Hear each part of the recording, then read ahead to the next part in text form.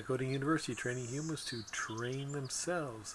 Today, this is week 2 for the Vicoding University Vicoding training, and one of the things we're trying to do is get you to think of and to just be automatic. Is when you see written material, you think of it as code that you can see and know what it means, get to a final picture. We've already started with that, and one of the first things we had you do was alphabetize, just so that you wouldn't speak it, so you were silent about it. You just looked at it, go, well, the beginning, and you mentally silently put it at the beginning of the alphabet, the middle of the alphabet, or at the end of the alphabet, sort of as a pre-alphabetization sort. Okay, but the key is silence. So when you see code, it's a silent thinking. All you do is think, and you know where it goes. This week, just to break it up a little bit, you can categorize, the type of codes that you see as well. A lot of us will be driving, so one will be locational codes that tell us a location of a street, a town, a business, a shop, or something of that nature. Okay, so one locational, but it also codes might be a name.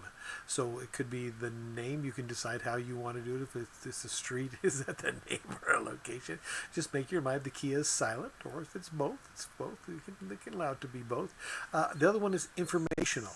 A lot of times you will either be, even at work, right? First, like some of us will be at work, and these are directions on how to do something, or something of that nature, or something that someone's trying to tell us, and we look at it as information. So we look at it first. Remember, the key is our first response is that we see code.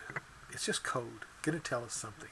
Now, we may not know how to actually Vicode stuff well enough to really understand it, so we can do our work. So we tell ourselves, okay, we're gonna verbally read this now. So we can do both, right? Okay, just like you can run and you can walk, right?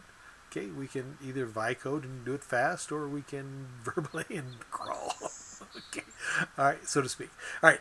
Anyway, the point is that we can do both. Okay, so but first response, we want you to start looking at stuff and see it as code, just something you see and understand. So, and we're going to do this with categorization. So locational, informational, and then we might categorize the menus and advertising into one group, because you're probably going out to eat or something like that. So looking at, and then when you do that, sort of look, how is this code organized? And just look at it as organized code, and how well does it quickly tell you what you want to know, and things of that nature. So those are the things. So informational, menus, locational, names, and again, they could be a combination of those. But first thing is always remember that it's code. You want to be, so to speak, in code mode because we're Vicoders, right? That's what we do. We first see things as code. That's what we do, and then little by little with training, we're going to understand as well. And that's where we talked about last time, is that you first just realize that you can do a little training to have to get to that point where you do understand and become a Vicoder. That's just part of the process of becoming, so to speak, a mom has to do this, a football player has to do this, so this, that. And the faster you just get into, oh, this is great, I love doing this, so that and I'm part of it, and find ways to make it work, the faster it'll work for you as well. So this week, though, staying in code mode is real important. Out in the world training, when you see written material, see code everywhere. Code first, and after that you can say, make a silent decision to yourselves. Okay, now I'm going to verbally read it. Okay. Vicoding University, training humans to train themselves.